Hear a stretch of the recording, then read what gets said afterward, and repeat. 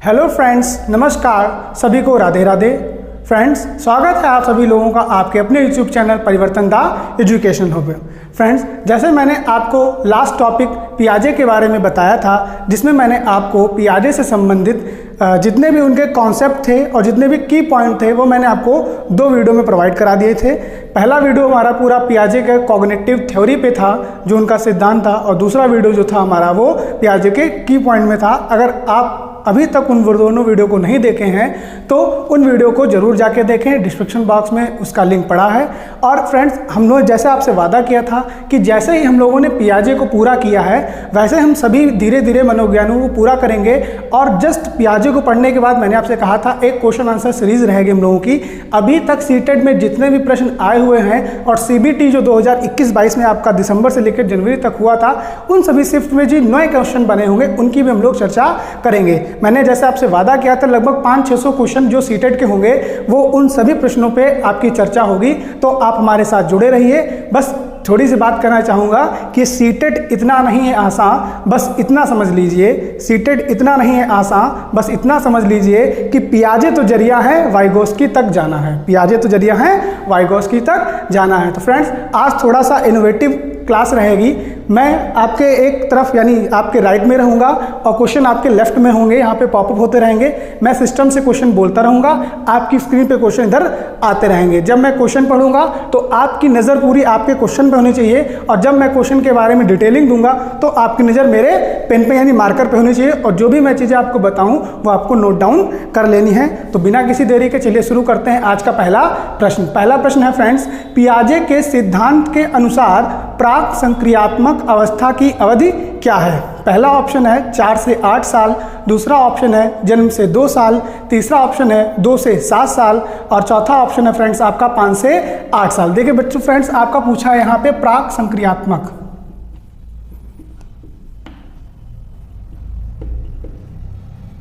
प्राक संक्रियात्मक काल की अवधि क्या है? इसको दूसरे नाम से हम लोग जानते हैं पूर्व संक्रियात्मक। ठीक, अब आप समझ गए होंगे ये पियाजे की सेकंड स्टेज है।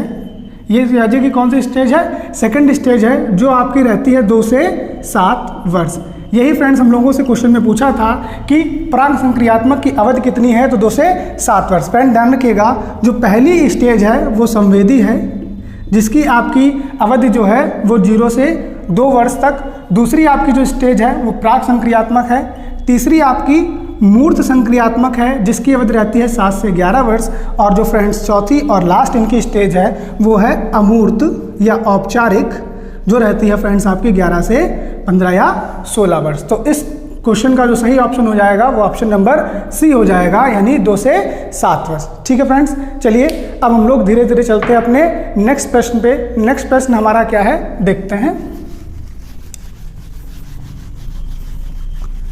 नेक्स्ट प्रश्न हमारा जो है वो है, पियाजे के अनुसार संज्ञानात्मक विकास की तृतीय अवस्था निम्न में से कौन सी है? यानी अब से हम लोगों को पूछी गई है थर्ड स्टेज। देखिए अभी हम लोगों ने पहली स्टेज के बारे में बताया था, अब देख लिए, फिर से देख लीजिएगा। पियाजे ने टोटल कितनी अवस्थाएं बताई हैं फ्रेंड्स? तो पियाजे ने टोटल 4 स्टेज बताई हैं। पहली स्टेज कौन सी है? तो संवेदी। पहली स्टेज कौन सी है? संवेदी। दूसरी कौन सी है आपकी? पूर्व या प्राक, पूर्व मूर्त संक्रियात्मक। तीसरी है आपकी मूर्त संक्रियात्मक, और चौथी है आपकी फ्रेंड्स अमूर्त संक्रियात्मक। फ्रेंड्स, संवेदी वालों की जो आपकी संवेदी स्टेज जो है आपकी, इसकी जो अवधि है वो जन्म से लेके 2 वर्ष तक, अर्थात 0 से 2 साल तक। पूर्व मूर्त की जो है आपकी, ये आपकी रहती है 2 से 7 वर्ष। मूर्त की रहती है आपकी 7 से 11 वर्ष, और ये वाली रहती है आपकी 11 से 15 वर्ष। तो हमसे फ्रेंड्स इस क्वेश्चन में जो पूछा था कि तृतीय अवस्था का नाम क्या है, तो आपके सामने लिखा है मूर्त संक्रियात्मक अवस्था। इसका भी ऑप्शन कौन सा हो जाएगा? Option number C.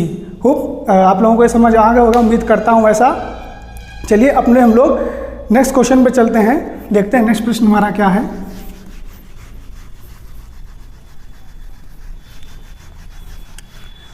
नेक्स्ट प्रश्न हमारा है फ्रेंड्स कि एक 3 साल का बच्चा बताता है कि दूध बूथ पर एक मशीन द्वारा दूध का उत्पादन होता है। एक 3 साल का बच्चा है जो ये कह रहा है कि दूध बूथ पर जो है दूध का उत्पादन होता है, निम्नलिखित में से कौन सा बच्चे की समझ का सबसे अच्छा स्पष्टीकरण है, यानी पियाजे के अनुसार बच्चा क्या सोच रहा है। पहला ऑप्शन है कि बच्चे को दुनिया का बहुत सीमित ज्ञान है।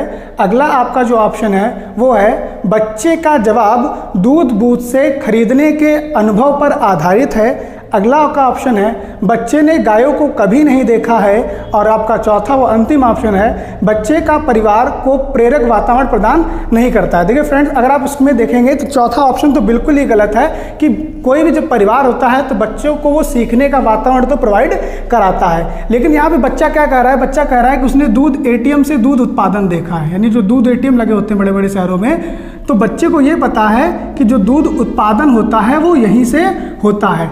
लेकिन ध्यान रखना, ऐसा क्यों है? ऐसा इसलिए है क्योंकि बच्चे ने इससे पहले गाय, भैंस और बकरी, यही तो है ना, यानी आपके वे पशु या जानवर जो दूध देते हैं, वे पशु या जानवर जो दूध देते हैं, यानी बच्चा क्या देख रहा है, बच्चे ने भी क्या ही देखा है कि दूध एटीएम से दूध का उत्पादन होता है। यानी बच्चे ने गाय, भैंस और बकरी को नहीं देखा है, ठीक, यानी उसने किसे देखा, उसने दूध एटीएम को देखा है। यहीं पे क्या होता है, यहीं पे उसके अंदर कंफ्यूजन होती है। कब कंफ्यूजन होगी? जब बच्चा किसे देखेगा, गाय, भैंस और बकरी को देखेगा, अरे ये भी तो दूध देती हैं, तो हो गया क्या कि उसकी जो जानकारी में दूध एटीएम की फीडिंग थी वो गड़बड़ा जाएगी, बच्चा तुरंत हड़बड़ा जाएगा, अरे ये भी दूध देती हैं। तो यहाँ पे बच्चे ने क्या कर रखा है, बच्चे ने अपने अनुभव के आधार पे ये सोच रखा है कि जो दूध है वो दूध एटीएम से निकलता है। अब इसी जानकारी को सही करने का जो हक होता है वो किसके पास है, माता पिता या वातावरण का है, वातावरण का, यानी माता पिता ही उसे जब ज्ञान कराएंगे कि नहीं बेटा, दूध एटीएम पे जो दूध आता है वो गाय भैंस द्वारा लाया हुआ आता है, दूध जो उत्पादित होता है वो गाय भैंस बकरी द्वारा होता है, ठीक। तो इसका जो आंसर है इसका वो ऑप्शन नंबर बी रहेगा। क्यों? क्योंकि बच्चे ने खुद से जो देखा था उसने अपने अनुभव के आधार पर ही ये चीज समझी थी, यानी बच्चे का यहाँ क्या काम आया है, बच्चे का अनुभव, यानी बच्चे ने अपने अनुभव के आधार पर सोचा था कि जो दूध है वो दूध एटीएम से आता है। उम्मीद करता हूँ कि आपको ये क्वेश्चन समझ में आ गया होगा। चलिए नेक्स्ट प्रश्न पे चलते हैं हम लोग। अगला जो हमारा प्रश्न है वो है कि किसी वस्तु के स्थायित्व की अवधारणा पियाजे के विकास के चरण में प्रारंभ होती है, यानी वस्तु स्थायित्व के बारे में बताया जा रहा है, वस्तु स्थायित्व, ठीक। अगर आपने देखा होगा मैंने की पॉइंट में ये वर्ड लिखाया था कि वस्तु स्थायित्व वर्ड किस आपकी जो है अवस्था में आता है। तो इसमें जो आपका पहला ऑप्शन है फ्रेंड्स, ऑप्शन नंबर ए है संवेदी गामक, ऑप्शन नंबर बी है पूर्व परिचालन, ऑप्शन सी है मूर्त परिचालन, ऑप्शन डी है औपचारिक परिचालन। परिचालन बोलिए चाहे आप संक्रियात्मक बोलिए, ठीक, उसकी कोई दिक्कत नहीं है। सीटेट जो है आपका शब्दों में अंतर रखता है, लेकिन आप पहले वर्ड देखिए, एक में संवेदी लिखा है, दूसरे में पूर्व लिखा है, तीसरे में मूर्त लिखा है और चौथे में औपचारिक लिखा है। तो देखिए फ्रेंड, वस्तु स्थायित्व की बात करें तो पहले चर्चा करते हैं कि वस्तु स्थायित्व होता क्या है। देखिए ऐसा समझिए कि कोई वस्तु जो प्रत्यक्ष नहीं है किंतु वह है। जैसे मैं अभी फ्रेंड्स अगर बात करूं ताजमहल की, तो क्या ताजमहल अगर आपके सामने नहीं है लेकिन ताजमहल का एक जो फोटो है, जो इमेज है, वो आपके दिमाग में तुरंत बन जाती है। क्या बन जाती है? आपकी जो फोटो है ताजमहल की वो बन जाती है। तो इसका मतलब ये थोड़ा कि ताजमहल है नहीं। तो वस्तु स्थायित्व क्या है कि कोई एक ऐसी वस्तु जो आपके सामने तो नहीं है, मतलब आंखों के सामने तो नहीं है, लेकिन उसका अस्तित्व है। अगर इसी वर्ड को आप तोड़ के देखेंगे तो वस्तु स्थायित्व यानी उस वस्तु का अस्तित्व है, अस्तित्व उस वस्तु का है लेकिन आपके सामने नहीं है। अब इसका एग्जाम्पल समझिए कैसे। जब आप किसी छोटे बच्चे के सामने होंगे और आपके पास मान लीजिए कोई चीज़ है और आप पहले उसे दिखा रहे हो कि ये देखो कोई चीज़ है, ये देखो चीज़ है, और थोड़ी देर क्या करते हो, कहते हो शू, ये देखो कोई चिड़िया ले गई। तो बच्चा क्या करता है, धीरे से आपके पीछे जाता है और उस वस्तु को आपके हाथ से लेकर कहता है नहीं चिड़िया नहीं ले गई, आपने इसको छुपा रखा था। तो हुआ क्या, यानी बच्चे को ये जानकारी थी कि आपने उस वस्तु को उसके आंखों के सामने से हटाया है, ना कि उसने आपने बिल्कुल उसे हटा दिया है। यही क्या है, वस्तु का स्थायित्व, यानी आपने उसके आंखों से उसे हटाया था, उस वस्तु का अस्तित्व जो था उसे मिटाया नहीं था। और ये जो चीज़ आपकी आती है, ये आपकी आती है पहली वाली स्टेज जो होती है संवेदी गामक। ध्यान रहेगा आप लोगों को, ये कब तक चलती है, 0 से 2 वर्ष। तो आप अपने क्वेश्चन के अकॉर्डिंग इस ऑप्शन को चेक कर लीजिएगा, शायद I think option number A, हाँ ऑप्शन नंबर ए जो है वो इसका राइट आंसर है। समझ गए होंगे। वस्तु स्थायित्व क्या है, वस्तु का अस्तित्व हमेशा बना रहता है, चाहे वह वस्तु आपके सामने हो या आपके सामने ना हो। तो ये वाली जो आपकी कॉन्सेप्ट है वो किस स्टेज में रहती है, संवेदी गामक स्टेज में। उम्मीद करता हूँ ये वाला भी क्वेश्चन आपको समझ में आ गया होगा। चलिए अपने नेक्स्ट क्वेश्चन पे चलते हैं हम लोग।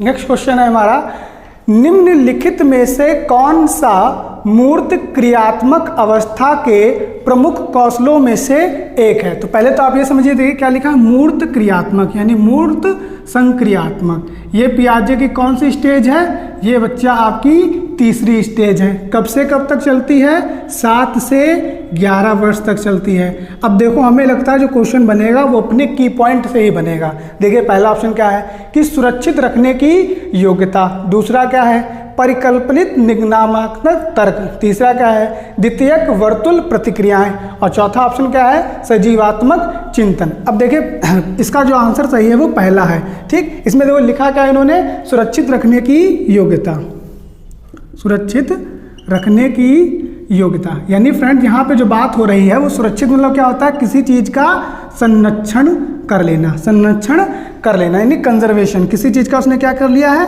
कंजर्वेशन कर लिया है। ये आपकी अवस्था कौन सी अवस्था होती है, मूर्त संक्रियात्मक। हमने फ्रेंड्स आपको बताई हुई थी, जो मूर्त संक्रियात्मक है या लगभग आपके बाल्यावस्था के समकालीन चलती है, क्योंकि बाल्यावस्था आपकी 6 से 12 वर्ष तक चलती है, उसी के समकालीन चलने वाली जो अवस्था है वो है मूर्त संक्रियात्मक। अब फ्रेंड्स समझिए संरक्षण होता क्या है, कि सुरक्षित रखने की योग्यता होती क्या है। जैसे मान लीजिए फ्रेंड्स मैंने आपके सामने बनाया ये वाह, ठीक, मैंने आपको वाह बनाया, आपको वाह का कॉन्सेप्ट समझ में आ गया, और थोड़ी देर बाद में मैंने इसको क्या कर दिया का।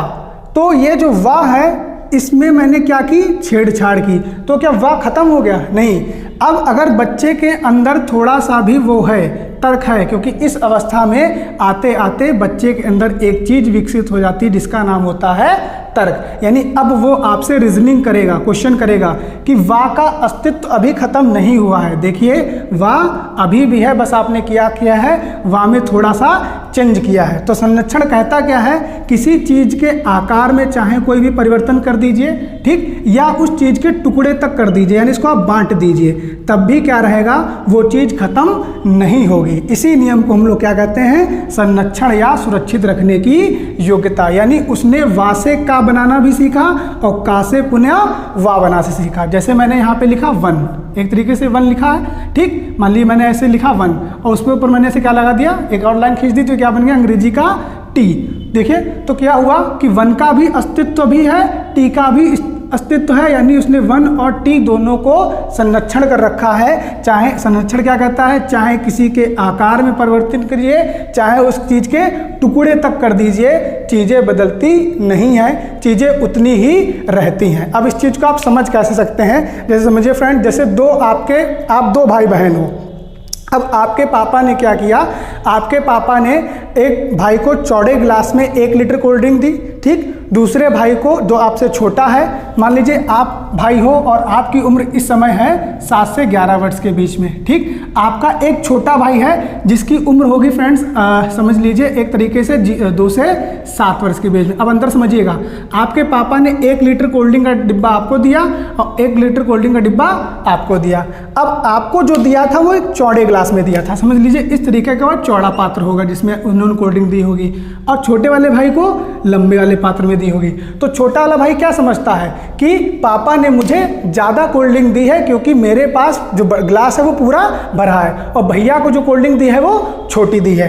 क्योंकि वो इसलिए नहीं समझ पा रहा है क्योंकि उसे आकार में परिवर्तन पता ही नहीं है। उसे क्या लगता है कि जो चीज़ बड़ी है वही बड़ी है, जबकि आप किस योग्यता में हो, सुरक्षित रखने की योग्यता। आपको पता है कि आकार किसी प्रकार का मैटर नहीं करता है। अगर चीज़ 1 लीटर है तो आप किसी भी पात्र में रखो वो 1 लीटर ही रहेगी। ठीक, ध्यान रहेगा आपको। अब मुझे लगता होगा संरक्षण के बारे में आप बिल्कुल समझ गए होंगे। चलिए अपने नेक्स्ट प्रश्न पे पहुंचते हैं हम लोग। नेक्स्ट प्रश्न देखते हैं क्या है, इसको रफ कर देता हूं मैं।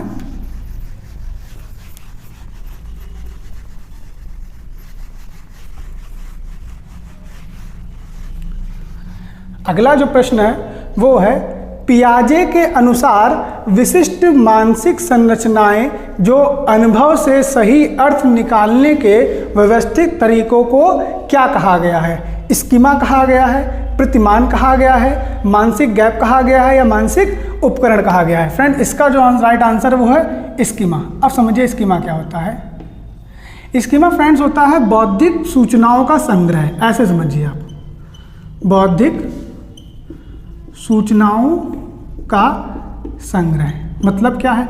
यानी हम कोई भी चीज़ दुनिया में देखते हैं उसे अपने कहाँ स्टोरेज करते हैं?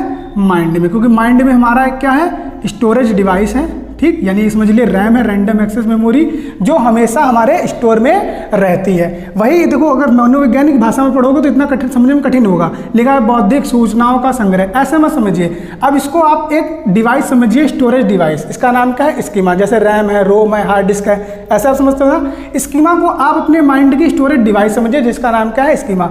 अब होता क्या है, आपने दुनिया में जो कुछ भी देखा होगा उसके आपने अलग अलग स्कीमा बना रखे होंगे। जैसे एक स्कीमा होगा पूरा जानवर का, एक स्कीमा होगा आपके पूरा पक्षियों का, और एक स्कीमा होगा आपके मान लीजिए किसी भी वस्तु का। अब देखिए कैसे, ये 3 स्कीमा हो गए। अब मान लो आपने सबसे पहले कुत्ता देखा 4 पैर वाला, ठीक, आपने जानवर में डाल दिया। आपने चिड़िया देखी, मतलब कोई भी चिड़िया देखी, जैसे स्पैरो गौरैया घर की देखी, तो गौरैया आपने किस में रख दी? पक्षी में रख दी। अब मान लीजिए आपने सबसे पहले कलम देखा होगा, पेन देखा होगा, वो आपने वस्तु में रख दिया। अब पेन जैसी दिखने वाली कोई चीज़ आपने भविष्य में दोबारा देखी तो आप पहले उसे किस में रखने की कोशिश करोगे? वस्तु में। और मान लीजिए वो वस्तु पेन ना होगी, कुछ और है, तो आप उस चीज़ का, देखो यहाँ पे सभी प्रकार के पेन आएंगे, आप उसका एक अलग स्कीमा बनाओगे। ठीक, पक्षी मान लीजिए आपने एक दिन गौरैया देखी, आपने एक दिन उड़ती हुई पतंग देख ली। अब ऐसे समझिए आपने क्या किया? उड़ती हुई पतंग देख ली, और पतंग मान लीजिए एक तरीके से काली हुई। ठीक, तो आपने देखा, आपने पापा से कहा वो देखो पापा चिड़िया। ठीक, तो पापा ने कहा नहीं बेटा ये चिड़िया नहीं है। आपने कहा नहीं पापा चिड़िया कैसे नहीं है? क्योंकि जितनी भी चिड़िया होती हैं वो सभी उड़ती हैं। तो पापा ने कहा बेटा चिड़िया उड़ती तो हैं लेकिन ये चिड़िया नहीं है, ये चिड़िया नहीं है। आपका तुरंत जितना भी मतलब अनुभव था, आपने जो उड़ने वाली चीज़ों को चिड़िया मान के रखा था वो तुरंत हिल गया, तुरंत वहाँ पे हिल गया, और आप हड़बड़ा गए। आपने कहा हाँ पतंग चिड़िया नहीं है? पापा ने समझाया नहीं बेटा ये पतंग चिड़िया नहीं है। तुरंत आपने अपने स्कीमा में क्या किया? स्कीमा को सुधारा। स्कीमा को क्या किया आपने? सुधारा, और क्या कहा कि पतंग एक उड़ने वाली चीज़ है, ये चिड़िया नहीं है। तो जितनी भी आप वातावरण से सूचनाएं प्राप्त करते हो, उन सूचनाओं को आपके जो मनोवैज्ञानिक हैं पियाजे महोदय ने क्या नाम दिया है? स्कीमा। सीधे ध्यान रखिएगा, आप जो कुछ भी सीख के माइंड में स्टोर करते हो उसको पियाजे ने अपनी भाषा में स्कीमा कहा है। क्लियर होगा ना क्वेश्चन? चलिए आगे चलते हैं नेक्स्ट प्रश्न में।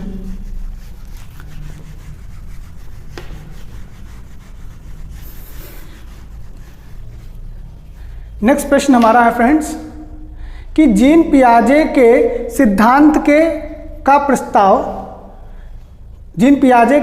का प्रमुख प्रस्ताव यह है कि बच्चों की सोच वयस्कों से बेहतर होती है, बच्चों की सोच मात्रात्मक रूप से वयस्कों से भिन्न होती है। तीसरा ऑप्शन है बच्चों की सोच गुणात्मक रूप से वयस्कों से भिन्न होती है, और अगला आपका ऑप्शन है बच्चे की सोच वयस्कों से निम्न होती है। तो देखिए इसका जो ऑप्शन सही है वो आपका ऑप्शन नंबर सी सही है। देखिए क्या कह रहे हैं, पहले ऑप्शन में क्या कहा गया है, तीसरे ऑप्शन क्या कहा है, दूसरे सबसे लास्ट वाले में शायद निम्न कहा गया है। ठीक, एक में गुणात्मक कहा गया है, एक में मात्रात्मक कहा गया है, और एक में देख लेता हूं मैं क्या कहा गया, एक में कहा गया है बेहतर होती है। ठीक, अब समझिए क्वेश्चन क्या था कि जीन पियाजे के अनुसार जो बच्चे की समझ है यानी सोचने की क्षमता है वो क्या होती है? बड़ों से बेहतर होती है, बड़ों से निम्न होती है, बड़ों से मात्रात्मक में भिन्न होती है, या गुणात्मक में भिन्न होती है। तो देखिए फ्रेंड, इसका जो मैंने आपसे बताया वो सी वाला सही है। क्यों सही है मुझे समझो।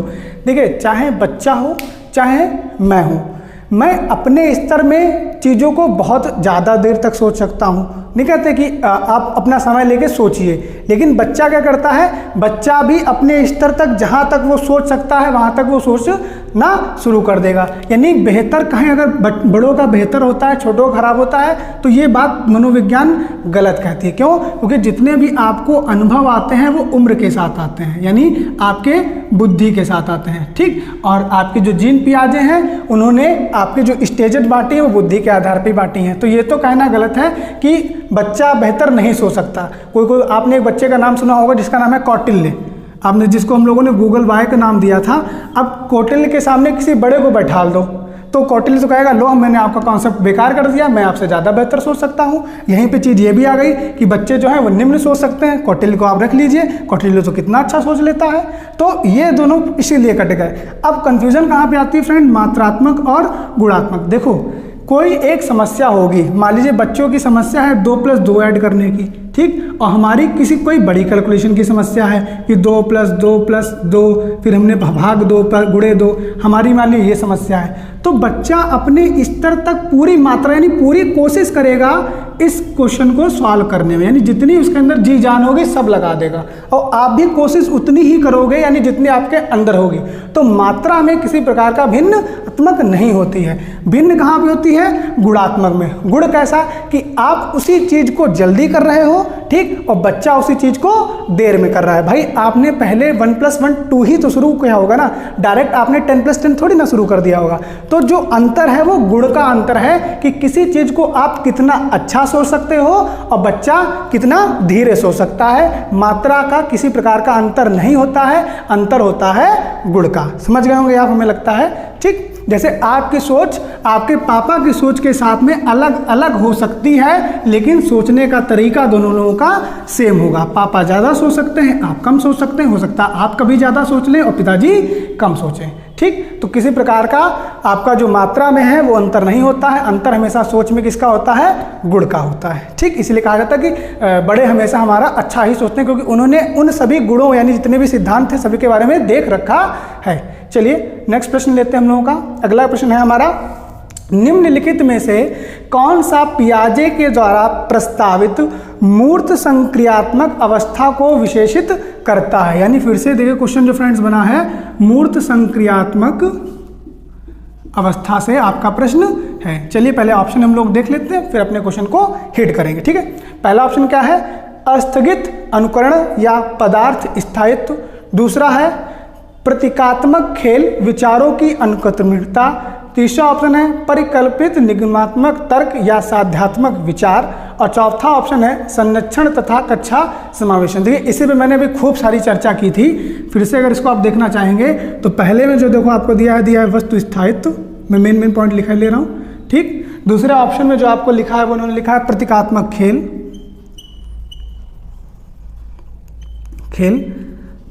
जो अगला आपका ऑप्शन है उसमें उन्होंने लिखा है आपका हाइपोथेटिकल रीजनिंग। और चौथा जो ऑप्शन है उसमें लिखा है उन्होंने संरक्षण। ठीक, अब देख लीजिए अभी इस क्वेश्चन यानी आपके गुणात्मक क्वेश्चन से पहले मैंने बहुत ज़्यादा थ्योरी दी थी कि जो संरक्षण वाला है ये आपका मूर्त संक्रियात्मक में पड़ता है। संरक्षण के बारे में मैंने क्या बताया था कि आकार, रूप, रंग, भौतिक परिवर्तन, चाहे जो कुछ कर दीजिए वो चीज़ वहीं पे रहती है। यानी भौतिक परिवर्तन खूब करिए, कोई दिक्कत नहीं, रासायनिक परिवर्तन मत करिए, चाहे इस पात्र से उस पात्र में डालिए। ठीक, उस पात्र को छोटा कर दिए, पात्र नहीं खत्म होगा। का है, ठीक, का को मिटा के वा बना लीजिए, पा है, पा को बना के सा बना दीजिए, तो इनका अस्तित्व खत्म नहीं होगा। ये किस चीज़ में आती है, संरक्षण में आती है। इसका जो ऑप्शन सही है वो आपका संरक्षण वाला ही सही है। फिर आपका जो ऑप्शन है का हाइपोथेटिकल रीजनिंग, ठीक, जिसको हिंदी में कहते हैं परिकल्पित निगमात्मक तर्क, ये आपका किस स्टेज में आता है, तो हाइपोथेटिकल रीजनिंग अगर आपने की पॉइंट पढ़ा है तो मैंने लिखाया है ये आपके चौथी स्टेज यानी पियाजे की जो अंतिम स्टेज है, जो हम लोग कहते हैं औपचारिक या अमूर्त वाली, उसमें आता है। फिर आता है प्रतीकात्मक खेल। मैंने बताया था कि बच्चे क्या कहते हैं, पड़ोसी को कहते हैं कि तुम पापा बन जाओ, मैं मम्मी बन जाती हूँ। यानी इस तरीके के जो खेल हैं, प्रतीक संबंधित खेल हैं, वो कब देखने को मिलते हैं, आपकी दूसरी स्टेज जो कौन सी है, आपकी पूर्व मूर्त। ठीक, समझ गया ना। और वस्तु स्थायित्व के बारे में अभी मैंने बताया कि वस्तु का अस्तित्व खत्म नहीं होता है। ये किस में होता है, ये आपका पहला ही क्वेश्चन था संवेदी गामक में। आई थिंक ये क्लियर हो गया होगा। तो इसमें जो आपके संरक्षण वाला जो ऑप्शन है वो ऑप्शन नंबर डी आपका सही हो जाएगा। ठीक है फ्रेंड, चलिए आगे देखते हैं। ठीक है फ्रेंड, कुछ ही जो चीज़ें हैं वो पियाजे के इम्पोर्टेंट रहती हैं। क्या होता क्या है कि मतलब तरीका होता है ना कि मैंने आपको की पॉइंट में बताया था, जब कुछ ऐड करें तो समझ लीजिएगा एजेमुलेशन हुआ है। ठीक, ऐड कर आपने कुछ मैनिपुलेट किया है, आपने कुछ सुधारा है, समझ लीजिएगा अकोमोडेशन हुआ है। तो चीज़ों को इतना ज़्यादा मतलब हाइपर कर दिया गया है, उतना हाइपर है नहीं। आप अगर सीधे सीधे समझना चाहिए कि भाई दो चीज़ों में अगर दिक्कत हुई है तो यानी उसे किसी प्रकार की समस्या होगी। अब समस्या का निदान उससे किससे मिलेगा, हम लोगों से मिलेगा, शिक्षक से मिलेगा। भाई आप अगर सीटेट का पेपर दे रहे हैं तो आप किसी MBA की जॉब में थोड़ी ना जाएंगे, आप शिक्षक ही बनेंगे। शिक्षक का काम क्या है, शिक्षक का काम सिर्फ है संवारना।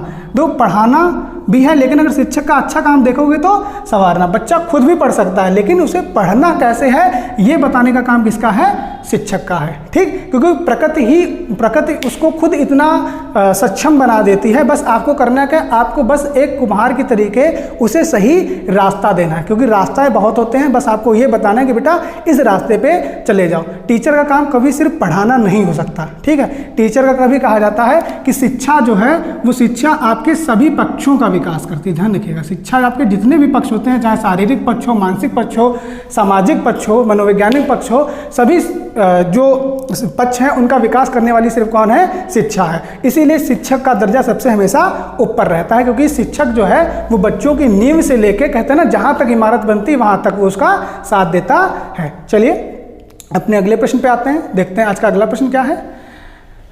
अगला प्रश्न है फ्रेंड्स कि पियाजे के संज्ञानात्मक विकास के सिद्धांत में निहितार्थ निकालने हुए ग्रेड 6 से 8 के शिक्षक को अपनी कक्षा में क्या करना चाहिए। देखिए मैं अभी शिक्षक पे बात भी कर रहा था, प्रश्न भी उसी पे आ गया कि 6 से 8 का एक शिक्षक है, यानी कक्षा 6 से 8 तक का एक टीचर है, उसे अपने बच्चों में अगर कुशलता विकसित करनी है, ठीक, तो उसे क्या करना चाहिए। ऐसी समस्याएं प्रस्तुत करनी चाहिए जिसमें तर्क आधारित समाधान की आवश्यकता हो। पहला क्या कहा है कि समस्याएं ऐसी दो जो तर्क पे आधारित हों, बहुत अच्छी बात है। चलिए बी ऑप्शन भी देख लेते हैं। अगला ऑप्शन जो फ्रेंड्स है वो क्या कह रहा है कि अवधारणाओं को पढ़ाने के लिए केवल मूर्त संज्ञा भी, देखिए ध्यान रखिएगा एक शब्द इसमें लग गया केवल। सीटेट में जहां भी केवल लग जाए उसे आगे पढ़ो ही मत, ये सीटेट के लिए मूल है, क्योंकि दुनिया में कोई चीज़ ओनली हो ही नहीं सकती। ध्यान रखिएगा, ओनली सिर्फ हो ही नहीं सकती। ठीक, इसीलिए ऑप्शन ये पहले से ही खारिज हो गया। ध्यान रखिए, केवल शब्द लिखते हुए एक ऑप्शन हटा ही दीजिए तुरंत। अगला देखते हैं, केवल निर्धारित पाठ्यक्रम पर निर्भर रहना चाहिए। लीजिए देखिए अगला भी क्या लिख दिया, केवल निर्धारित पाठ्यक्रम। अब बच्चों को मान लीजिए पाठ्यक्रम में ये दिया गया है कि ए से लेकर आपको जेड तक पढ़ाना है, तो क्या सिर्फ 1 साल तक आप ए से लेकर जेड तक ही पढ़ाते रहोगे क्या? आप कोशिश करोगे ना कि उसे BAT मिला के बैट बनाया जाए, फिर CAT मिला के कैट बनाया जाए, फिर MAT मिला के मैट बनाया जाए। आप उसे ये भी तो सिखाने की कोशिश करोगे ना। तो क्या आप सिर्फ पाठ्यक्रम के आसपास ही घूम के, तो भाई आप वही चीज हो जाएगा ना कि आपने पैसा लिया है, आपने कोर्स पूरा कर दिया, चलते बने। क्योंकि शिक्षक का काम क्या है, पढ़ाना ही नहीं है, संवारना भी है। ठीक है, तो केवल वाला भी इसमें ऑप्शन आ गया, तो भैया ये भी इसीलिए ऑप्शन कट हो गया। ठीक, अब अगला ऑप्शन देख लीजिए, ये क्वेश्चन, ये तरीका है ऑप्शन रीड करने का।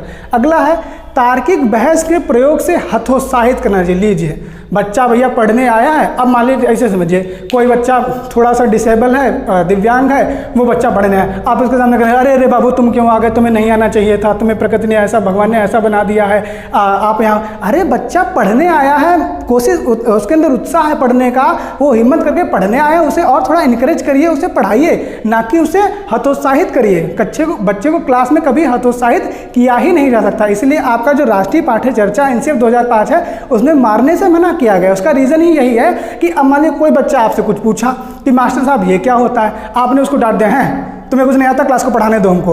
अब बच्चा क्या दोबारा आपसे कोशिश करेगा पूछने का? नहीं करेगा। तो उसकी तार्किक क्षमता विकसित कैसे होगी?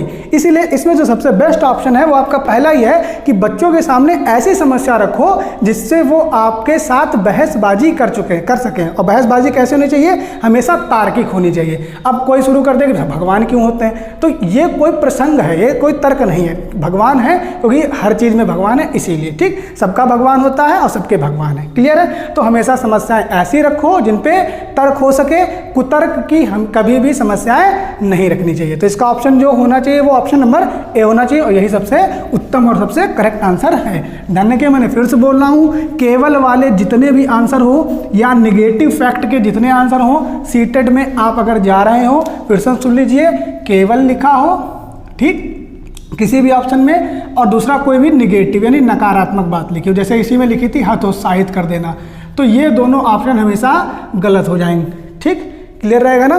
चलिए अपने अगले नेक्स्ट प्रश्न में आते हैं। नेक्स्ट प्रश्न हमारा क्या है देख लेते हैं।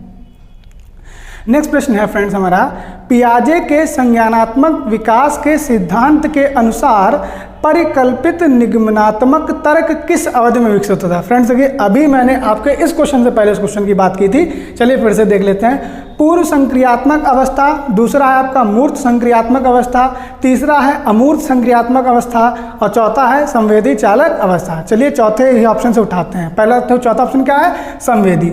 संवेदी में क्या सबसे अच्छी चीज आती है, वस्तु स्थायित्व। ध्यान रखिएगा, बस सीधी सी बात है, वस्तु स्थायित्व यानी चीज का अस्तित्व होता है चाहे वो आपके सामने प्रत्यक्ष हो या प्रत्यक्ष ना हो। ध्यान रखिएगा, ठीक, क्लियर है ना। दूसरी जो आपकी आती है पूर्व।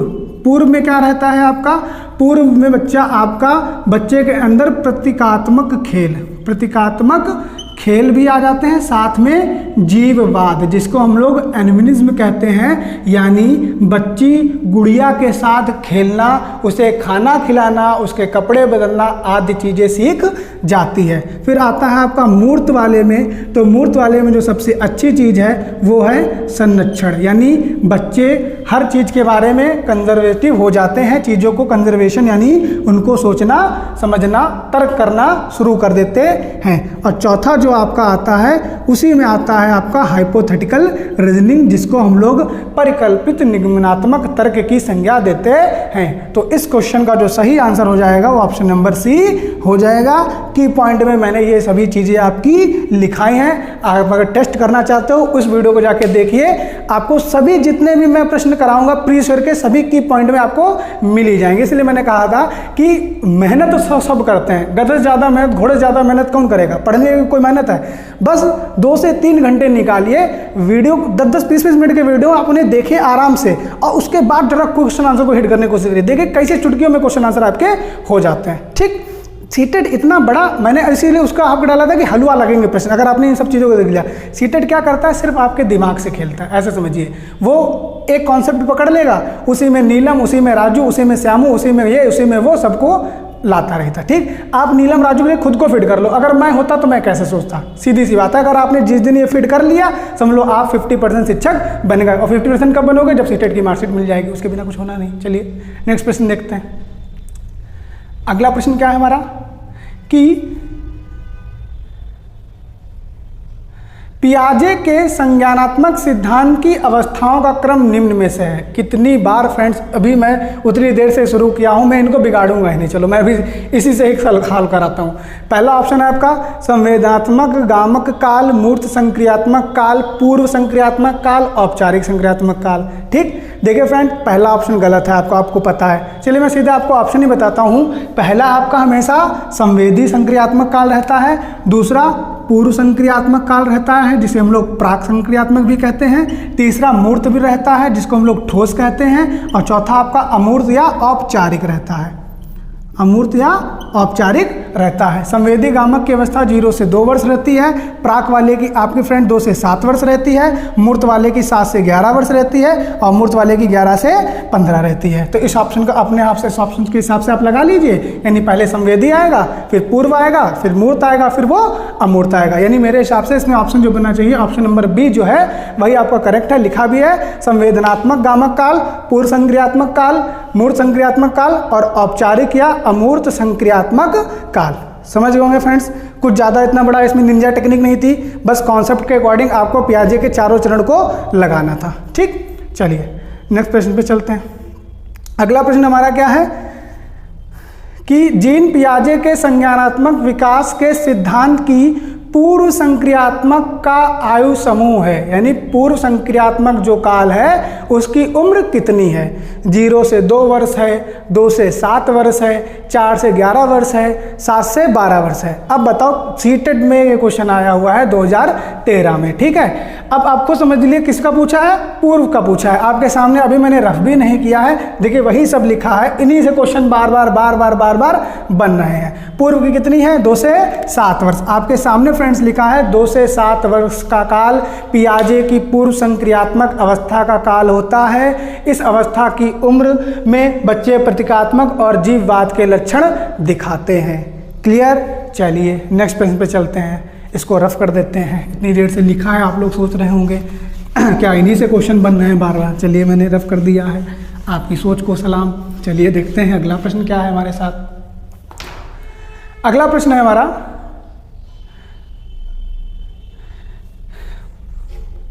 किसी भी घटना और वस्तुओं के बारे में एक बच्चा तार्किक रूप से सोच रहा है। लो भैया, कोई भी उसने वस्तु देखी है, ठीक, या घटना देखी है, या वस्तु या घटना के बारे में बच्चा क्या कर रहा है, तार्किक रूप से चिंतन कर रहा है। क्या कर रहा है, तार्किक रूप से चिंतन कर रहा है, ठीक। तो पियाजे के चलन में संबंधित कथन है, यानी इसकी जो ये तार्किक रूप से चिंतन करने की जो अवस्था है, ये कौन सी अवस्था में आती होगी, यही हमसे एक प्रश्न पूछने की कोशिश कर रहा है। पहला है आपका सेंसरी तंत्रिका तंत्र। सेंसरी को ही हम लोग कहते हैं, मैंने आपको क्लास में बताया था, संवेदी गामक अवस्था, जो चलती है 2 से 7 वर्ष। अब 0 से 2 वर्ष, माफ कीजिएगा, 0 से 2 वर्ष। तो फ्रेंड्स आप खुद सोचो, आप अगर बच्चे होगे तो किसी घटना को जानते होगे क्या आप? आपके सामने क्या घटे तो आपके लिए हर चीज तो खेल है, तो समझ गए, पहला ऑप्शन कट। अगला देखिए, प्रारंभिक चालन प्रक्रिया यानी प्री ऑपरेशनल स्टेज यानी पूर्व संक्रियात्मक काल। अब समझिए 2 से 7 वर्ष का बच्चा चीजें समझता तो है, जैसे कि ये पेन मार्कर पे लिखने के लिए है और वो वाला पेन आपका कागज पे लिखने के लिए, चीज़ों को समझता तो है। इस अवस्था में चीज़ों को समझ लेता है और उन चीज़ों का हमने बताया था ना आपका संरक्षण, चीज़ों को समझ के उनको सुरक्षित करने का तरीका धीरे धीरे सीखने लगता है। लेकिन ये तरीका जो पूरी तरीके से आता है वो फ्रेंड आपके 7 से 11 साल, जिसे हम लोग क्या कहते हैं, मूर्त संक्रियात्मक। क्या कहते हैं फ्रेंड्स, मूर्त संक्रियात्मक। उसी में आता है किसी चीज के बारे में तार्किक रूप से चिंतन करने की अवस्था। मैंने लिखाया भी था आपको कि इस अवस्था में तर्क की अवस्था आ जाती है, और तर्क हमेशा कैसा होता है, मूर्त होता है। ध्यान रखिएगा, वो उन्हीं चीजों पे तर्क करेगा जिन्हें वो देख पाता है। जैसे देखते हो कि जब 7 से 11 साल का बच्चा होता है तो बहुत क्वेश्चन करता है, पंखा क्यों चलता है, हाथी इतना बड़ा क्यों होता है, घोड़ा तेज क्यों दौड़ता है, रेलगाड़ी रेल पे ही क्यों चलती है, ठीक, गाड़ी में पेट्रोल ही क्यों पड़ता है, पानी क्यों नहीं पड़ता है। वो जितने भी प्रश्न करेगा सभी प्रश्न कैसे होंगे, मूर्त चीजों पर प्रश्न करेगा। आप किसी भी छोटे बच्चों को देखिए, वो ये नहीं पूछेगा आपसे कि भगवान कहाँ है, ठीक, आप उसे कहते हो भगवान मंदिर में, मान जाएगा, ठीक, समझ गया ना। लेकिन यही बच्चा अगर 11 से 15 वर्ष में हुआ तब वो आपसे बहस करने की उम्र होगा कि भगवान अगर मंदिर में है तो दिखते क्यों नहीं। तब आप कहोगे कि भगवान तो हर चीज़ में है, आप बस उन्हें देखने के लिए मन की आंखों से देखिए। तो आप तार्किक रूप से जो चिंतन करने की अवधि है वो मूर्त अवस्था में पियाजे की आ जाती है, जिसकी अवधि 7 से 11 वर्ष तक की होती है। क्लियर है फ्रेंड्स। चलिए अगले प्रश्न पे चलते हैं। हमारा अगला फ्रेंड्स प्रश्न जो है, वस्तुओं को क्रम से लगाने की क्षमता में बालक विकसित होती है, बालक में विकसित होती है जब, यानी क्रम में लगाना। बहुत अच्छा प्रश्न है, क्रम में लगाना, क्रम मतलब ऑर्डर में लगाना। अब देखिए इस क्वेश्चन से कितने अच्छे प्रश्न बनेंगे। अब किसी छोटे बच्चे के सामने 2 छड़ी रख दीजिए एक ही समान की, जैसे एक छड़ी ये हो गई, समान लंबाई है, ध्यान रखिएगा लंबाई कैसी है दोनों वस्तुओं की समान, और एक वस्तु ये हो गई ऐसे। अब जब बच्चे से आप पूछोगे और दोनों लंबाई ध्यान रखिएगा समान है, मैं अभी बता रहा हूँ, ठीक, छोटे बच्चे की बात हो रही है, छोटा बच्चा समझ गया ना, छोटा बच्चा वही होता है जो 7 वर्ष से नीचे का हो, यानी 7 वर्ष से कम, ठीक।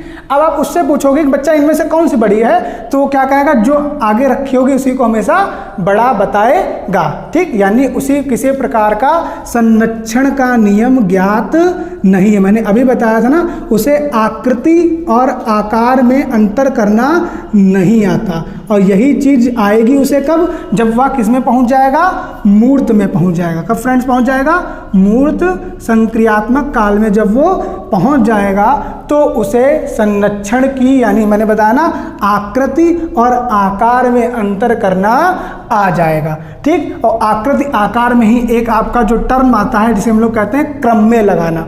अगर आपने की पॉइंट देखा हो, मैंने उसमें साफ साफ लिखा था, इस अवस्था में बच्चा बहुत सारी गणितीय संक्रियाएं करता है जिसमें उसे अवरोही और आरोही यानी असेंडिंग एंड डिसेंडिंग ऑर्डर लगाना आ जाता है। आप खुद समझिए कि जो 7 से 11 वर्ष का बच्चा होगा, 7 से 11 वर्ष लगभग कौन सी अवस्था, बार बार मैं बता रहा हूं, बाल्यावस्था। आप खुद सोचो, जब आप 7 से 11 वर्ष के होंगे तो मैक्सिमम क्लास का आपकी क्या रही होगी, मैक्सिमम आप 5th क्लास से ऊपर हो ही नहीं सकते। ठीक, अगर आप इस समय सीटेड पढ़ रहे हैं ना, तो उस समय आप जब 11 वर्ष से होगे तो कक्षा 5 से ज़्यादा हो ही नहीं सकते। अब आप सोचो, कक्षा 5 वाला बच्चा क्या आपका बोर्ड मास के रूल बड़े बड़े लगाएगा, नहीं, वो क्या लगाएगा, खूब सारे अवरोही आरोही क्रम। क्वेश्चन ये भी बनता है कि किस अवस्था में बच्चा खूब सारी गणितीय संक्रियाएं करता है। कैसी संक्रियाएं, गणितीय संक्रियाएं, यानी खूब मैथ के क्वेश्चन लगाता है, तो वो आपकी कौन सी अवस्था है, मूर्त संक्रियात्मक अवस्था। और गणितीय संक्रियाओं में ही आपका क्या आता है, अवरोही आरोही क्रम, यानी कौन सी छड़ी बड़ी है, कौन सी छड़ी छोटी है, या छड़ी लंबाई की सम्मान में है, ये सब बताना कब शुरू कर देता है, मूर्त संक्रियात्मक अवस्था में। यही क्वेश्चन हमसे पूछा था कि वस्तुओं को क्रम में लगाने की क्षमता कब हो जाती है, तो ऑप्शन इसका सी सही हो जाएगा, मूर्त संक्रियात्मक अवस्था। क्लियर है फ्रेंड्स? चलिए नेक्स्ट पेज पे चलते हैं। नेक्स्ट प्रश्न हमारा फ्रेंड्स आता है, पियाजे के अनुसार, थोड़ा मैं इसको रफ कर देता हूँ, तब तक आप लोग क्वेश्चन पढ़िए आराम से मन में। ठीक है, फिर मैं पढ़ता हूँ, आपको साथ में बताता भी रहता हूँ। क्वेश्चन आपके स्क्रीन पे आ चुका होगा, आराम से आप इसको पढ़ते रहिएगा। ठीक है, चलिए देखते हैं अगला प्रश्न क्या है कि पियाजे के अनुसार बच्चा अमूर्त स्तर पर चिंतन, बौद्धिक क्रियाएं और समस्या समाधान किस अवस्था में करना शुरू कर देता है। अब कितनी बार बता चुके हैं, बार बार लिख रहे हैं अमूर्त।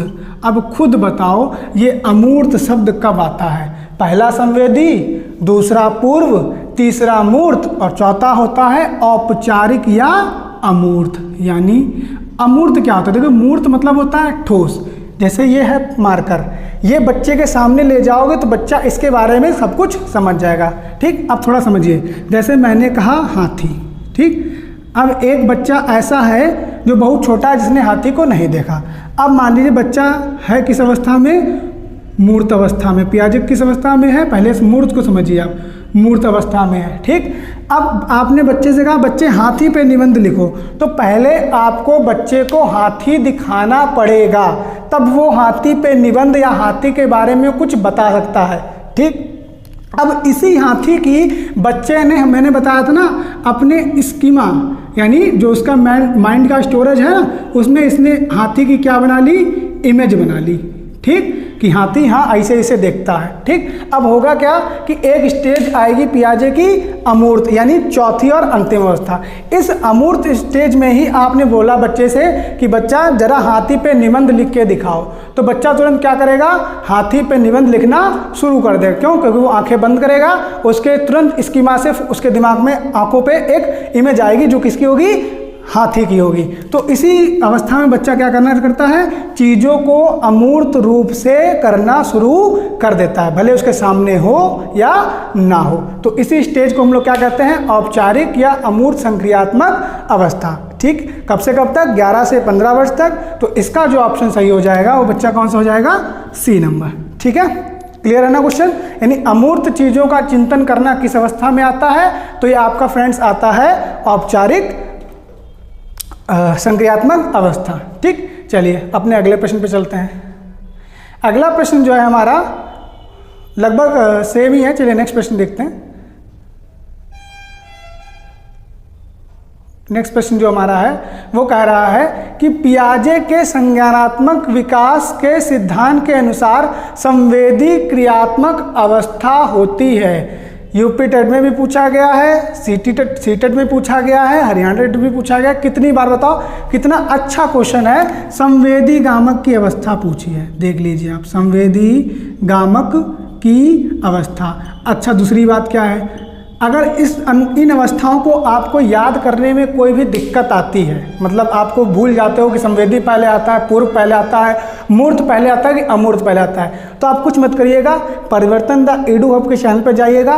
पहला ऑप्शन होगा होम का, दूसरा ऑप्शन होगा वीडियो का, तीसरा ऑप्शन होगा आपके शॉर्ट्स का। ठीक, उस ऑप्शन में आप जाएंगे तो CDP के पियाजे की जो स्टेजेस हैं उनकी ट्रिक पड़ी हुई है, आप उसे देख लीजिएगा। मैं कोशिश करूंगा अपने मैनेजर से कहने की कि उस ट्रिक को आपके डिस्क्रिप्शन बॉक्स में भी ऐड कर दें। ठीक, तो आपको ढूंढनी नहीं पड़ेगी। आपको अगर दिक्कत होती है इन चारों स्टेजों को साथ में याद करने में, तो उसको एक बार ट्रिक को देखिएगा, आप दोबारा भूल ही नहीं सकते। ठीक, क्योंकि आप इतने बेस्ट प्लेटफॉर्म पे हैं। चलिए, तो इसमें हमसे यही क्वेश्चन पूछा था कि भैया जो इनकी संवेदी क्रियात्मक अवस्था है इसकी उम्र कितनी है। तो जब से बच्चा पैदा हो और 2 साल तक, यानी 0 से 2 वर्ष तक जो अवस्था आपकी चलती है संवेदी गामक अवस्था है। फिर आती है पूर्व वाली, पूर्व संक्रियात्मक अवस्था जो रहती है आपके 2 से 7 वर्ष। फिर आती है आपकी मूर्त वाली जो रहती है 7 से 11 वर्ष। जो अगली है आपकी अमूर्त या औपचारिक जो रहती है 11 से 15 वर्ष। बार बार बता रहे हैं, समझ लिए, एक तरीके से चारों प्रश्न हैं आपके। ठीक, मैं इसको रफ कर देता हूं, अगले प्रश्न पे चलते हैं हम लोग।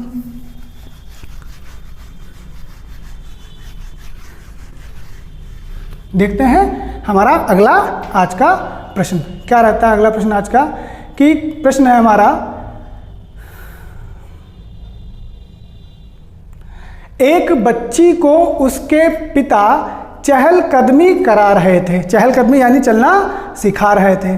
बच्ची जानती थी कि चिड़िया जैसी चीजें होती हैं, बच्चे को पता है कि चिड़िया जैसी कोई चीज होती हैं, परंतु वह उसने कभी पतंग को नहीं देखा था। यानी देखो, उसने चिड़िया को तो देखा था, 2 क्वेश्चन आ गया थोड़ा सा उसी टाइप का, लेकिन पतंग को नहीं देखा था। चिड़िया देखी थी, पतंग को नहीं देखा था। इसे देखा था चिड़िया को, बर्ड देखी थी, लेकिन काइट को नहीं देखा था। पतंग को देखकर उसने अपने पिता से कहा, चिड़िया को तो देखो। यानी उसने जब पतंग को उड़ते हुए देखा, तुरंत अपने पिता से क्या कहा, पिताजी देखिए देखिए चिड़िया उड़ रही है। उसके पिता ने कहा, नहीं बेटा, यह आपकी चिड़िया नहीं, एक पतंग है। यह उदाहरण दिखाता है सम्मिलन, समायोजन, संरक्षण या वस्तु का प्रदर्शन। देखिए बच्चों, मैंने आपको बताया था ना कि उसने अपने स्कीमा में क्या कर रखा है कि हर उड़ने वाली चीज चिड़िया होती है। उसने क्या कर रखा है कि जितनी चीजें उड़ेंगी, चाहे वो एरोप्लेन हो चाहे पतंग हो, सबके उठा के किस स्कीमा में डाल दो, पक्षी की स्कीमा में डाल दो। यानी पक्षी क्या करते हैं, सभी उड़ते हैं। अभी तक छोटी बच्ची ने उसे यही पता ना भाई, चहलकदमी का कारण तो कितनी बड़ी होगी। यानी उसने अपने स्कीमा में क्या सेव कर रखा है कि उड़ने वाले पक्षी सब, मतलब जितने पक्षी होते हैं वो सभी उड़ते हैं, ये चीज़ है ना। लेकिन जब उसने एक दिन पतंग को देखा, और उसे क्या लगा कि ये भी चिड़िया है, तो उसने क्या कहा, चिड़िया को तो देखो। उसके ने पापा ने क्या कहा, नहीं बेटा ये चिड़िया नहीं है, ये एक पतंग है। और जैसे उसके पापा ने कहा ये पतंग है, उसके जीवन में क्या आ गया, भूचाल आ गया। अरे ये तो उड़ रही है, लेकिन पापा इसे बता रहे हैं पतंग है, चिड़िया नहीं है। यानी उसकी जो जानकारी थी वो कैसी थी, अधूरी और गलत थी। अधूरी और गलत, यानी पहले उसे क्या सिखाया गया होगा कि हर उड़ने वाली चीज चिड़िया होती है, क्योंकि उस समय वो इस चीज को समझने में सक्षम नहीं होगी। तो उसे क्या बताया गया कि हर उड़ने वाली चीज चिड़िया होती है, तो इसे जानकारी हम लोग क्या कहेंगे, अधूरी। ठीक, फिर अब जब उसने देखा पतंग को उड़ते हुए और उसने चिड़िया कहा, ठीक है, तो अब उसने क्या समझा कि ये हमारी जो जानकारी है वो गलत है। तो ऐसे में होता क्या है, मैंने फ्रेंड्स आपको बताया था, अब वो अपनी जानकारी को क्या करेगी, सही करेगी। यानी जानकारी में क्या करेगी, सुधार करेगी। तुरंत इसको उठा के, यानी पतंग को पक्षी वाली श्रेणी से उठा के एक नेक्स्ट स्कीमा में रखेगी जिसका नाम है वस्तु, और वो वस्तु जो उड़ती हैं। इसी पूरी प्रक्रिया को, यानी पतंग को उड़ने वाले से उठाकर, यानी उड़ने वाले पक्षी से उठाकर उड़ने वाले वस्तुओं तक लाना ही क्या कहलाता है फ्रेंड, समायोजन। क्या कहलाता है, समायोजन। यानी एक जगह से उठाकर किसी दूसरे जगह पर सही करके रखना। गलत नहीं रखना, सही करके रखना ही आपका क्या कहलाता है, समायोजन कहलाता है। समझ गए होंगे ना समायोजन के बारे में, बस इतना से समझिएगा। समायोजन ज़्यादा मैं डिटेल नहीं दे रहा हूँ, बस क्योंकि इतना कठिन नहीं है कि किसी भी कोई भी वस्तु जब आपके स्कीमा में गड़बड़ करे तो उसे सुधार कर तुरंत अपने स्कीमा में पुनः वापस सही जगह पे रखना ही क्या कहलाता है, समायोजन कहलाता है। ठीक, ज़्यादा मत समझिएगा, फिर से बोल रहा हूँ, कोई वस्तु जब आपके स्कीमा में भूचाल पैदा कर दे यानी आपको डराने लगे, तुरंत उसे सही करो और सही करके उसके सही वाले स्कीमा में रखो जाके। ठीक, यानी जो उसकी नई प्लेट बनाई आपने उसमें रखो। इसी नई रखने की प्रक्रिया को ही क्या कहते हैं, समायोजन कहते हैं। कुल मिला के कॉन्सेप्ट क्या निकला, देखिए अब कॉन्सेप्ट कैसे तैयार होते हैं, ऐसा समझो कि सही करके, ऐसा लिख लीजिएगा, सही करके यानी कोई भी चीज़ गलत है ना उसको सही करके सही स्थान पर रखना या समझना, रखना या समझना, बस इतने समझिए। रखना या समझना क्या कहलाएगा, समायोजन कहलाएगा। लो, हो गया क्वेश्चन सॉल्व। बस अब चाहे पतंग उड़ाए, चाहे एरोप्लेन उड़ाए, चाहे गधा उड़ाए, चाहे हाथी उड़ाए, बस ऐसा समझ लेना कि अगर गलत है, मान लो उसने कह दिया कि हाथी चलता है और ये हाथी उड़ रहा है, तो कहना नहीं भाई गलत हो, इसको सही करो, सही करके अपने सही जगह में रखो। सही करके सही समझ के चीज़ों को रखना समायोजन कहलाता है। बस सही करके सही रख के चीज़ों को सही जगह रखना ही समायोजन कहलाता है। बस इतना समझ लो, ज़्यादा क्वेश्चन के कॉन्सेप्ट उस पर मत पढ़ो। ठीक है, चलिए अगले प्रश्न पे चलते हैं। अगला प्रश्न है कि इतने ही आपके प्रश्न मोस्टली बनते हैं, ज़्यादा इतना कोई मतलब हाइपर लेने की सीटेट की जरूरत है नहीं, बस चीज़ों को साथ साथ में पढ़ते चलो, की पॉइंट्स लेते चलो, अपनी मार्कशीट ले लो और साइड में हो जाओ। ठीक, चलिए नेक्स्ट प्रश्न देखते हैं हम लोग। अगला प्रश्न क्या है कि पियाजे के अनुसार संज्ञानात्मक विकास की अवस्थाओं को कितने भागों में बांटा गया है। यानी पियाजे ने संज्ञानात्मक विकास जो इनका है, जिसको हम लोग ज्ञानात्मक विकास या विकासात्मक विकास कहते हैं, इन्होंने इसको कितने भागों में बांटा है। तो फ्रेंड्स, पहले दिन की क्लास से लेके आज आपकी ये तीसरी क्लास है, मैं बार बार आपको बता रहा हूँ, पियाजे ने अपने संज्ञानात्मक विकास के 4 भाग बताए हैं। किस आधार पे बताए हैं, इनके मानसिक आयु के आधार पे, ध्यान रखना। ठीक, मानसिक आयु के आधार पे बताए हैं, जिसमें पहला जो आपका आता है वो आता है संवेदी गामक, जिसकी उम्र रहती है फ्रेंड्स आपकी 0 से 2 वर्ष, जिसे हम लोग कह सकते हैं जन्म से लेकर 2 वर्ष तक। दूसरी फ्रेंड जो रहती है जिसे हम लोग कहते हैं पूर्व संक्रियात्मक अवस्था, जो रहती है आपके 2 से 7 वर्ष। तीसरी जो फ्रेंड है आपकी वो है मूर्त संक्रियात्मक, जो रहती है आपकी 7 से 11 वर्ष। और फ्रेंड्स, चौथी और अंतिम जो आपकी आती है वो होती है अमूर्त या औपचारिक संक्रियात्मक अवस्था। ठीक, जो फ्रेंड रहती है आपकी 11 से 15 वर्ष। समझ गए होंगे ना। तो इस क्वेश्चन का ऑप्शन कौन सा हो जाएगा, नंबर 4। यानी कितनी स्टेज है, 4। ऑप्शन नंबर अगर आप देखना चाहेंगे तो ऑप्शन नंबर ए, अगर देखेंगे तो कौन सा ऑप्शन नंबर ए है। ठीक, पहली अवस्था संवेदी गामक 0 से 2 वर्ष, दूसरी पूर्व संक्रियात्मक 2 से 7 वर्ष, तीसरी मूर्त संक्रियात्मक 7 से 11 वर्ष, और चौथी व अंतिम अमूर्त व औपचारिक संक्रियात्मक अवस्था 11 से 15 वर्ष। क्लियर है ना फ्रेंड्स। ठीक, चलिए की पॉइंट्स जरूर समझते रहिएगा। पियाजे को अच्छे से हम लोग समझने के बाद में अगला जो हमारा टॉपिक रहेगा वो वाइगोस्की के बारे में रहेगा।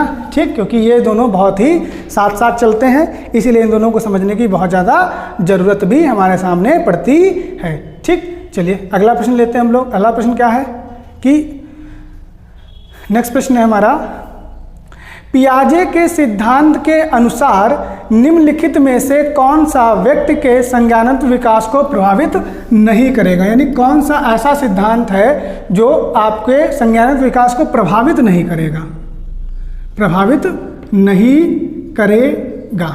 ठीक, पहला ऑप्शन है आपका भाषा, दूसरा ऑप्शन है आपका सामाजिक अनुभव, पहला है आपका लैंग्वेज, ठीक, फिर आपका है सोशल, जो आपने अपने अनुभव सीखे हैं उनके बारे में, तीसरा है परिपक्वता, चलिए ये भी ठीक है, और लास्ट वाला है आपका क्रियाकलाप।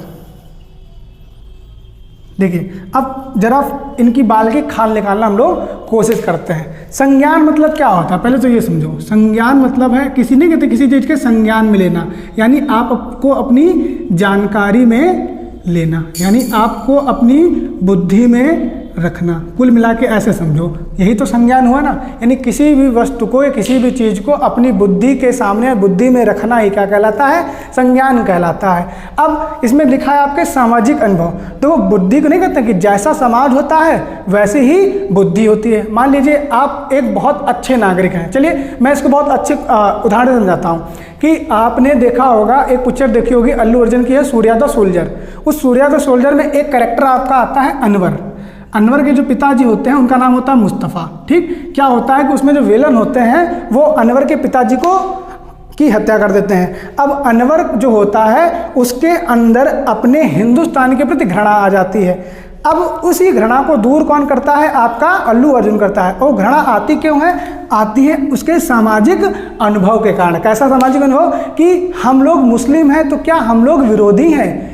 जैसे आपने अभी थोड़े दिन पहले एक शॉर्ट देखा होगा, तो एक बंदे ने कहा था कि इंशाअल्लाह जीत हमारी होगी। तो लोग ने उसे बता दिया कि आप पाकिस्तानी हो, तो उसने कहा था नहीं, इंशाअल्लाह जीत हमारी होगी। इसका मतलब ये नहीं कि अगर मैं इंशाअल्लाह बोल रहा हूँ तो मैं पाकिस्तानी हूँ। ये कोई ज़रूरी नहीं कि हर कोई व्यक्ति जो इंशाअल्लाह बोलो पाकिस्तानी हो, हिंदुस्तानी भी हो सकता है, हिंदुस्तानी होता है।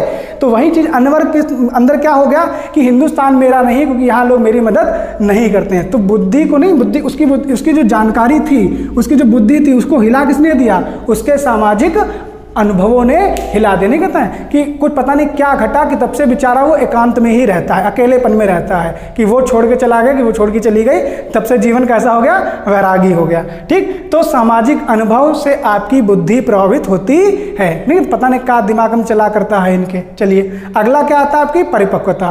परिपक्वता देखिए क्या है, परिपक्वता भी बुद्धि को प्रभावित करते हैं। उसी वस्तु के लिए आप मेले में लौट जाते थे, लौट मतलब जमीन में तड़पने लगते थे कि नहीं नहीं नहीं मुझे चाहिए ही चाहिए। अब उसी मेले की तरफ आप देखते भी नहीं। ये क्या है, आपकी परिपक्वता है। ठीक, यानी बुद्धि देखो वही है ना, बुद्धि ऐसा तो नहीं बुद्धि पहले आपकी 10 टेराबाइट की थी, अब वो 20 टेराबाइट की होगी, तो जो 10 टेराबाइट की बड़ी है उसमें ही सब कुछ बढ़ गया। नहीं, आपके अंदर आ चुकी है परिपक्वता, यानी आप समझ गए होगे कि अगर कोई वस्तु मेरे परचेज यानी आपके परचेज के अंडर है तो आप उसे परचेज करोगे। ठीक, नहीं है तो आप उसके लिए वेट करोगे, और जब तक वो पैसे नहीं हो जाते तब तक आप उसका वेट करते रहोगे, और जैसे पैसा जाएगा उसको खरीद लोगे। लेकिन छोटे पे ऐसा नहीं था।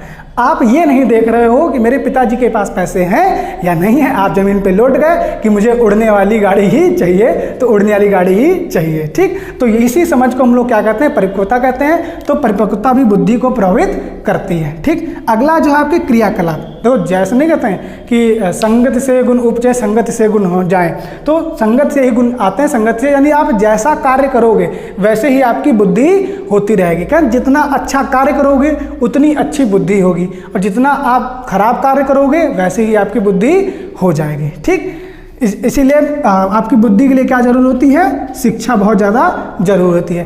कोई भी भाषा हो वो आपकी बुद्धि को प्रभावित नहीं करती है। लैंग्वेज हमेशा, जो भाषा होती है वो आपकी हमेशा बुद्धि को बढ़ाने का ही कार्य करती है, प्रभावित करने का कार्य नहीं करती, यानी किसी प्रकार का बुरा प्रभाव नहीं देती है। यही चीज़ पियाजे ने भी कहा था कि थॉट प्रोसीड्स लैंग्वेज, यानी विचार ही भाषा को क्या करते हैं, प्रकट करते हैं, प्रभावित नहीं करते हैं। क्लियर।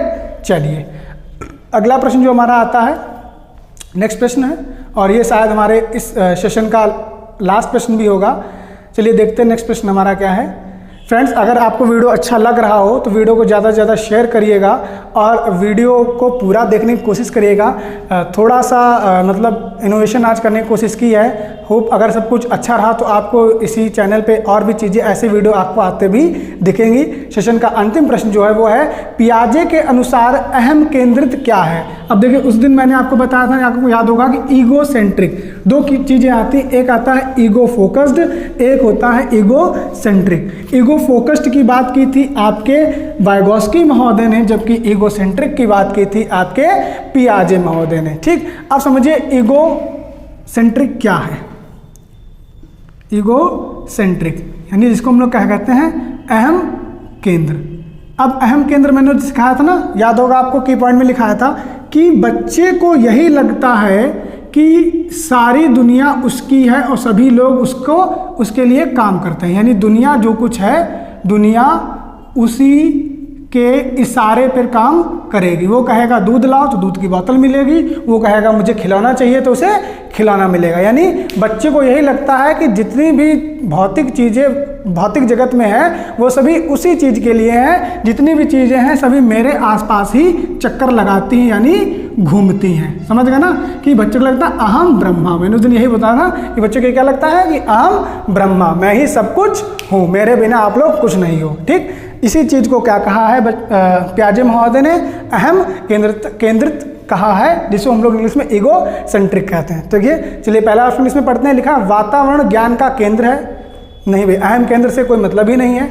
अगला ऑप्शन आपका आता है बालक विश्व का केंद्र है और हर चीज उसके इर्द गिर्द घूमती है। लोगों समझो, यानी क्या लग रहा है बालक को, अहम ब्रह्मा, यानी दुनिया उसी के इशारे पे चलती है और पूरी दुनिया उसी के आसपास घूमती है। यही इसका ऑप्शन नंबर बी जो है वो सही हो जाएगा। चलिए आगे भी ऑप्शन देख लेते हैं। तीसरा है संवेदी कामक अवस्था, ऐसा तो कोई इसमें समझ नहीं है। अगला जो ऑप्शन है आपका इनमें से कोई नहीं, तो इनमें से कोई है ही नहीं, क्योंकि ऑप्शन नंबर बी हमारा आ चुका है। ये आपका क्वेश्चन आपके हिमाचल टेट, सी टेट और आपका टीजीटी में भी पूछा जा चुका है। तो क्वेश्चन का महत्व तो आप समझ रहे होंगे, जबकि इतना कठिन कोई क्वेश्चन नहीं था। तो फ्रेंड्स ये आपके 20 क्वेश्चन जो हैं वो मैंने उठाए हैं। इन्हीं सीरीज को अभी आगे और भी अच्छे अच्छे जो पियाजे के प्रश्न हैं जो आपके रिविजिबिलिटी पे रहते हैं, पलटावी जिन्हें हम बोलते हैं, पलटावी वाले प्रश्न, यानी बच्चा समझ नहीं पाता है, चीज़ें पलट जाती हैं। ठीक, समायोजन पे लेंगे, उसके क्या कहते हैं समानुकूलन पे लेंगे, अनुकूलन पे लेंगे, संगठन पे लेंगे, संरक्षण पे लेंगे, खूब सारे प्रश्न करेंगे हम लोग। और जब सीटेट में बैठेंगे तो आप देखेंगे कि इन्हीं आपके कॉन्सेप्ट पे प्रश्न आपको